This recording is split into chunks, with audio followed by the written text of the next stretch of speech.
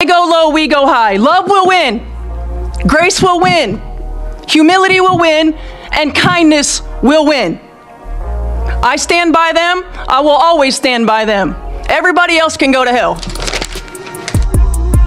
I didn't see she says I did not see the foul in her message. The play in the last game, I didn't see the play in real time. That's her in the back. You sure about that? You sure about that? Straight to a press conference. So you can pause it right there. And that's her right there. That's her in the picture. back, and that's the foul. What do we? How far would a head coach? For weeks, the league acted as if the case was closed. Coach Stephanie White looked directly into them and insisted the violent collision on was nothing more than an unfortunate accident. She believed the public would move on. He was wrong. While the front office tried to bury the story, two devastating pieces of evidence were quietly moving. First, music and unreleased, crystal-clear camera surfaced, proving the hit was calculated, and then came the real kill. A leaked, behind-the-scenes audio that caught the coaching staff plotting to manipulate the media. When Patrick Bet-David got hold of that secret recording, he stopped his broadcast completely nuclear, demanding immediate termination. The cover-up has completely collapsed. The receipts are public. And what started as a controversial foul has officially turned into the most explosive scandal in women's basketball history. Let's take a step back and examine the actual crime scene on the hardwood. When Dejounte Carrington sent Sophie Cunningham crashing to the floor, it sent shockwaves through the arena. Sophie is a player known for her relentless hustle, someone who leaves everything on the court. But what happened that night was not about hustle. It was targeted. It went beyond competitive aggression and entered the realm of sheer recklessness. The immediate aftermath was chaotic. Fans were stunned, the opposing bench was outraged, and everyone waiting for the post-game press conference expected swift, severe accountability.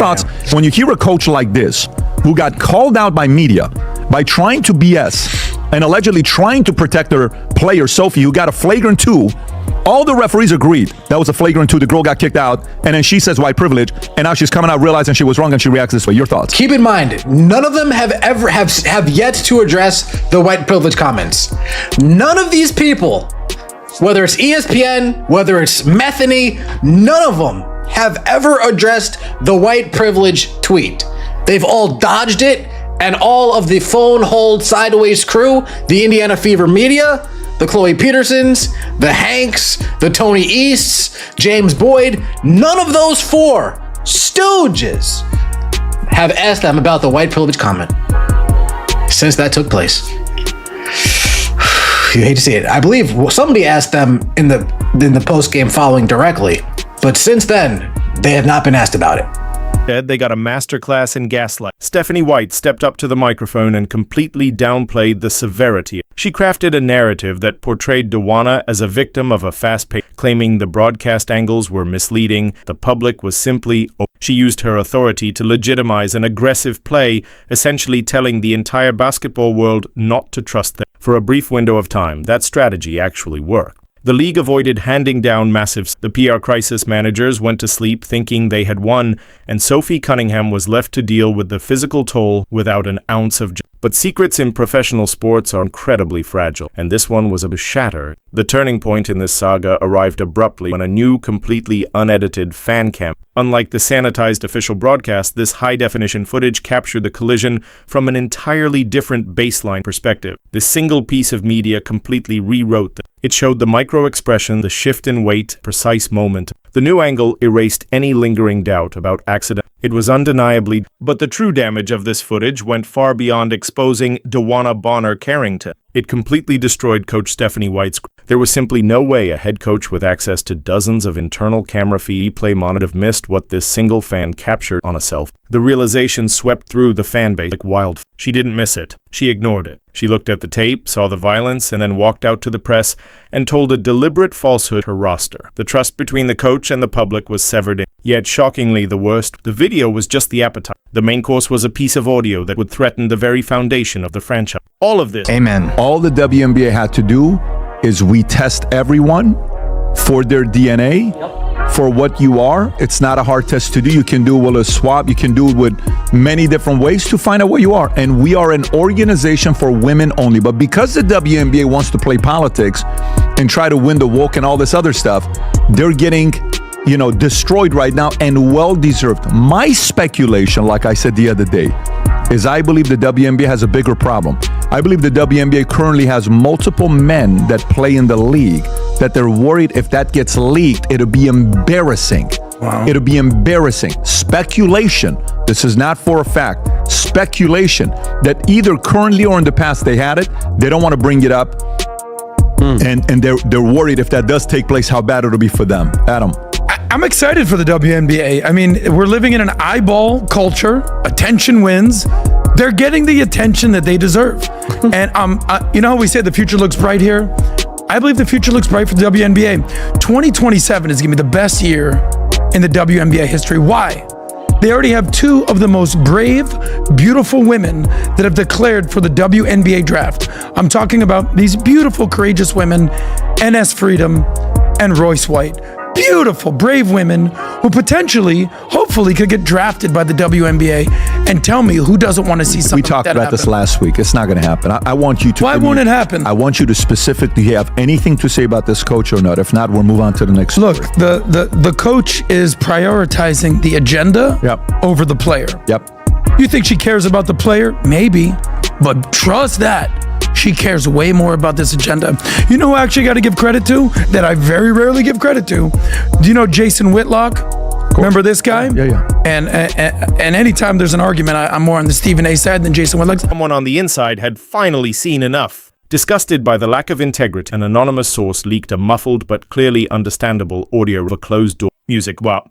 In this tape, you can hear the undeniable panic of leadership realizing the public was turning against them. But instead of figuring out how to discipline, the voices on the tape are actively strategizing a media cover-up. They are heard discussing exactly which words to use to downplay the foul, how to spin the narrative, and how to shield DeJohnny from league penalties at all costs. It was a coordinated, calculated to suppress the truth. When this audio found its way to Patrick Bet David, the reaction was apocalyptic. PBD is a man who built his entire brand on transparency, accountability, and calling out fake leadership. During his broadcast, he didn't just criticize Stephanie White, he dismantled her entire professional existence. He played the audio for his massive audience, stopping it sentence by sentence to analyze the sheer level of happening. Patrick Bet David looked straight into the camera and called it exactly music what it was, a conspiracy to protect a dangerous play. He argued that when a coach enables violence and lies about it to the press, they forfeit their right to lead a team. PBD went absolutely nuclear, demanding that the league commissioner step in immediately, a full independent. He didn't just ask for an apology, he demanded terms. He made it clear that the league's integrity is hanging by a thread, and if they allow a coach to survive a leaked cover-up tape, the entire sport loses its credibility. The dominoes are falling fast, and the league is standing at the edge of an absolute public relations cliff. The secret tape is out there. The hidden footage is viral. The carefully constructed lie has backfired spectacular, exploding in Stephanie White's face and leaving DeJohnny Carrington completely... We can't have an opportunity to talk about what great basketball they're playing. Because they are playing. The hate, the fear-mongering, the divisiveness, the stuff that's trying to hijack our league will not win. It won't win. We are united. We are connected. We will not be divided. Every day these women put their ass on the line. Every day. When they go low, we go high. Love will win. Grace will win. Humility will win. And kindness will win. I stand by them. I will always stand by them.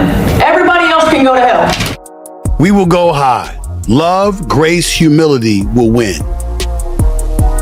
And then you tell everybody to go to hell.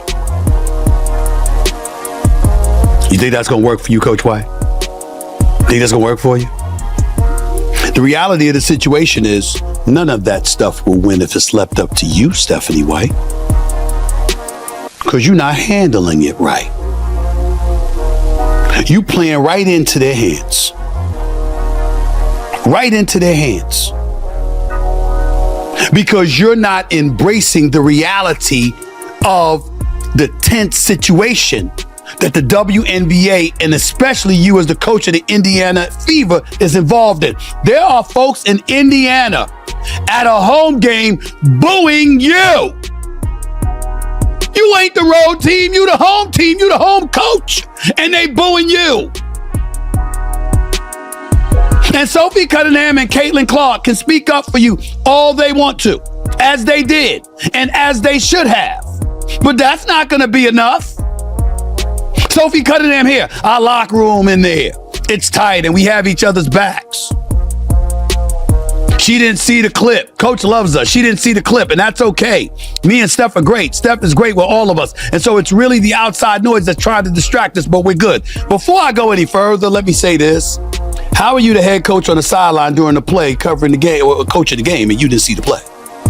I'm just asking. I'm not saying it's impossible, but I'm like, what do you mean you didn't see the play? Well, you not watching? We saw it. You coaching the game. Up and down the court. It's your job to coach the game, watch the game. How did you not see the play? But that's neither here nor there. Caitlin Clark comes out. It's tough, like, that's my head coach. I hated that our fans booed her before the game. That made me a little sick, to be honest. That's our head coach, and we're gonna ride for her, and we're always gonna have her back. I just love her, and I feel for her because I know it can be a lot of times, and she does a great job a lot of times blocking the outside noise out. But there's other moments where it can get under your skin, and that's just being human, and that's just life. Congratulations. What a statement, saying absolutely positively nothing. See, if this were the men, we would not only be asking, we would be demanding. Know the truth. A massive army of truth seekers mobilized by Patrick Bet-David is demanding absolute justice for Sophie Cunningham. The commissioner can no longer hide behind standard PR statement. A decision has to be made. Will they finally show some backbone and suspend? Will Stephanie White be forced to resign and being caught orchestrating a media manipulation? Or will the front office try to weather the storm and hope the internet miraculously forgets? I need to hear your thoughts on this absolute madness in the comments. Should Stephanie White be fired immediately for this cover-up? And what is the appropriate punishment for DeJoyna Carrington now that the hidden baseline has leaked? Drop your opinions right now because this conversation is just getting started. Make sure you hit that subscribe button and turn on notifications so you don't miss a single update on this developing scandal. Smash the like button to keep exposing the truth. We'll catch you in the next.